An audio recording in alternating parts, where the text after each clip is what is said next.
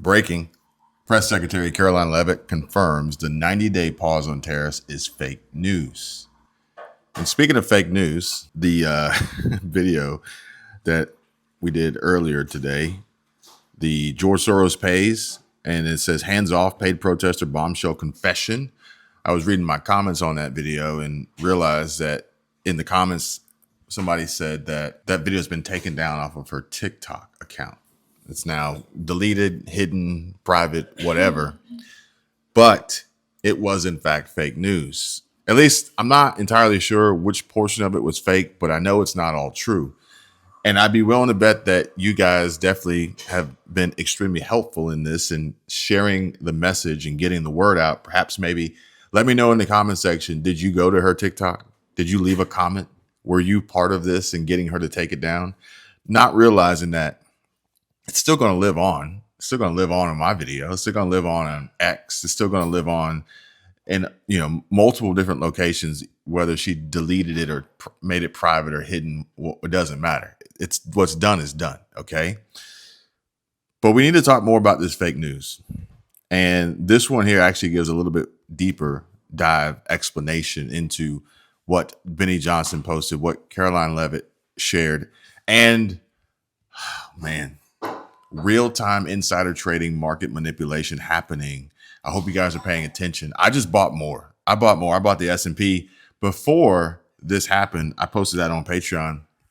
So if you guys want to track and follow what I'm buying, come on over. And the Kobe-issy, I don't know how you say this. The Kobe-issy letter? Kobe-issy?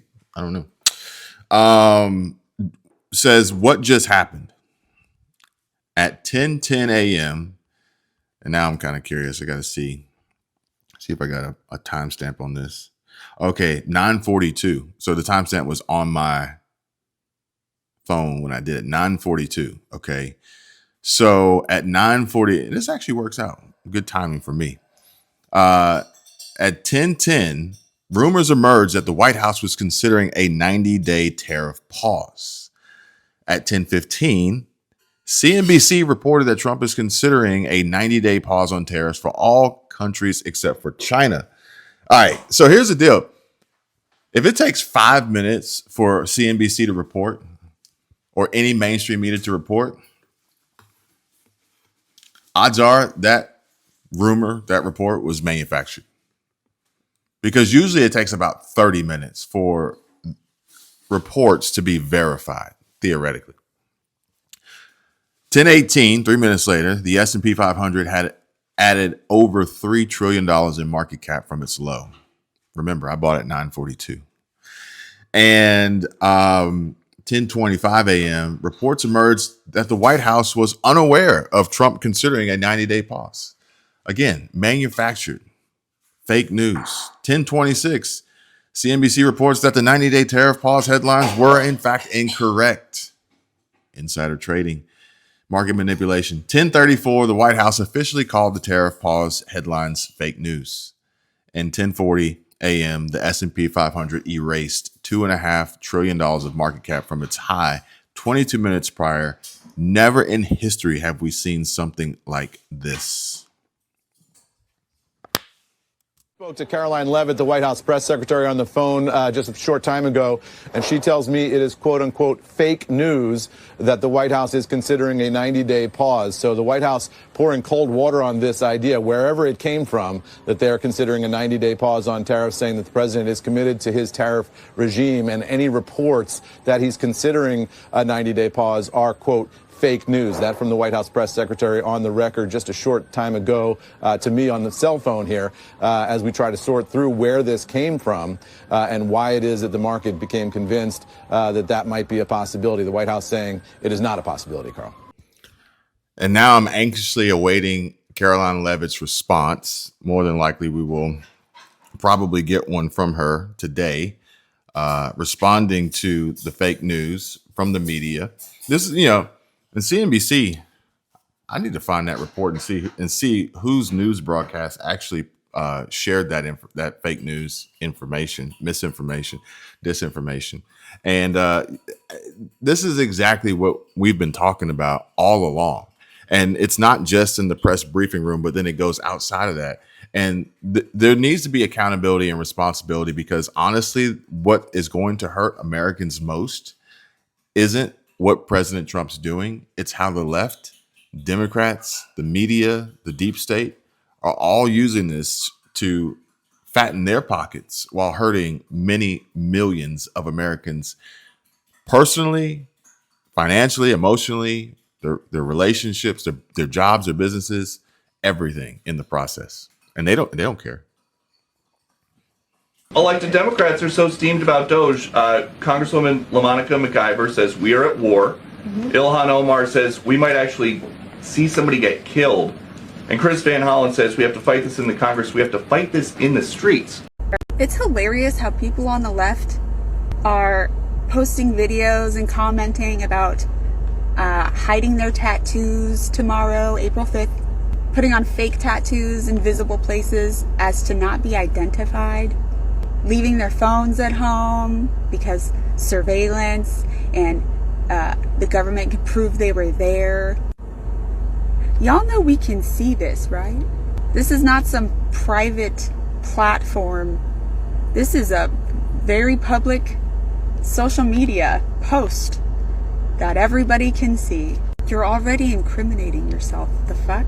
Don't bother hiding your tattoos. What are you talking about?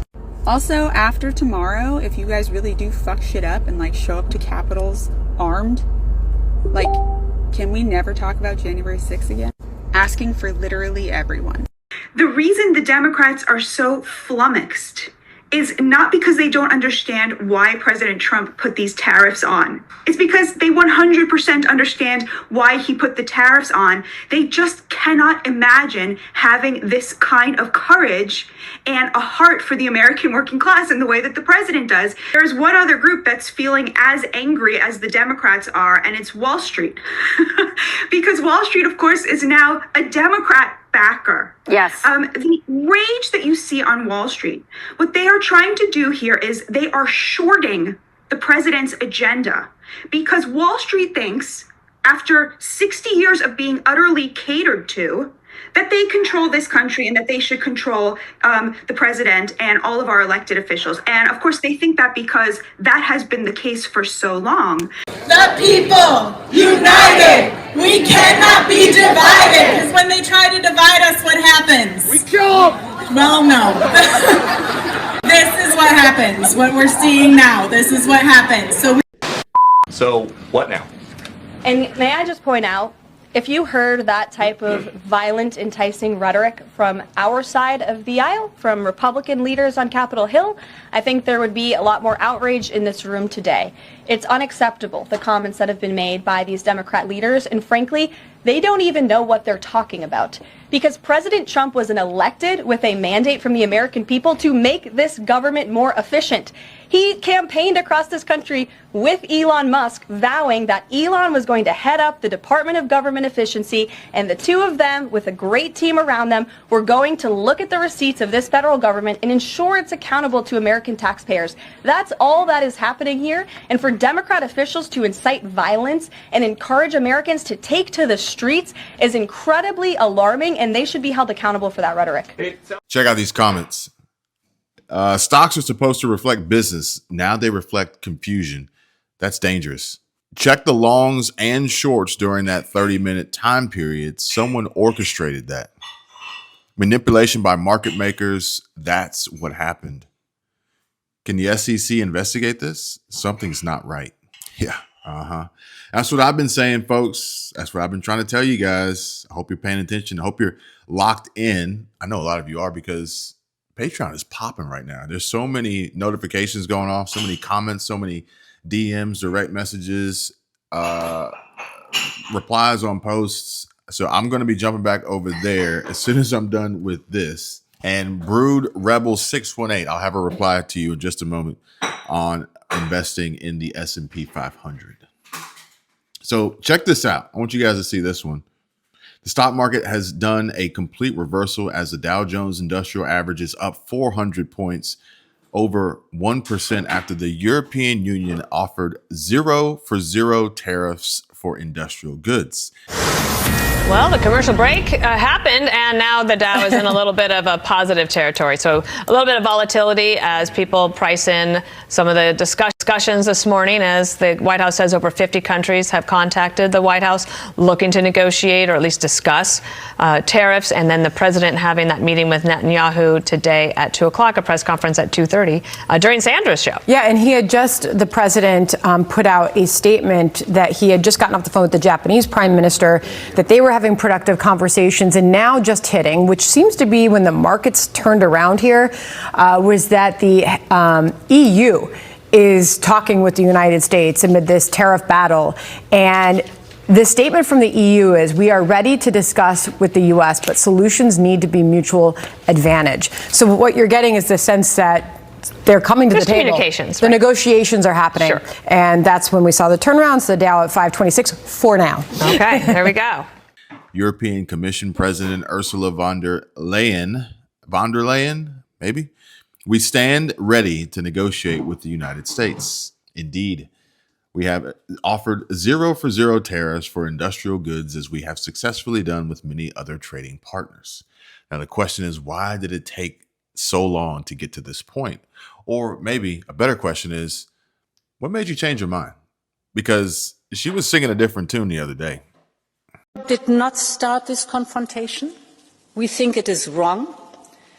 But my message to you today is that we have everything we need to protect our people and our prosperity.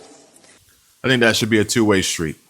I think what President Trump is trying to do is protect Americans and America's prosperity. You can understand that, right? Or are you just a hypocrite? We have the largest single market in the world. We have the strength to negotiate. We have the power to push back. And the people of Europe should know that together we will always promote and defend our interests and our values, and together we will always stand up for our Europe. Tariffs will just fuel inflation, exactly the opposite of what we wanted to achieve. We are open to negotiations. We will approach these negotiations from a position of strength. Europe holds a lot of cards, from trade to technology to the size of our market. But this strength is also built on our readiness to take firm countermeasures if necessary. Firm countermeasures if necessary. Well, if tariffs are only going to fuel inflation, then why didn't you just take the tariffs off of U.S. exports or imports beforehand? Because, I mean, obviously they were working well for Europe, right? So now all of a sudden President Trump says, hey, here you go. Taste of your own medicine. How do you like that? How do you like them apples? All instruments are on the table. Our immediate response to tariffs is unity and determination. Our objective is a negotiated solution. But of course, if need be, we will protect our interests, our people and our companies. Europe has not started this confrontation. We do not necessarily want to retaliate. But if it is necessary, we have a strong plan to retaliate, and we will use it. Those are fighting words right there. It's amazing how President Trump has gotten world leaders to clap back on a campaign promise, and he's literally like, he is doing what he said he was going to do, unlike the previous administration, and a lot of talking, a lot of lip service, and nothing actually happening. Okay. Now, this is where she effed up. This is where she's about to find out, because before we got to this point, this is what happened. Now the negotiations, I don't know if President Trump's going to go 0 for 0. I think there's a chance that he goes, you know what? You had that chance and you blew it.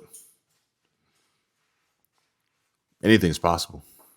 We stand ready to negotiate with the United States. Indeed, we have offered 0 for 0 tariffs for industrial goods, as we have successfully done with many other trading partners, because Europe is always ready for a good deal.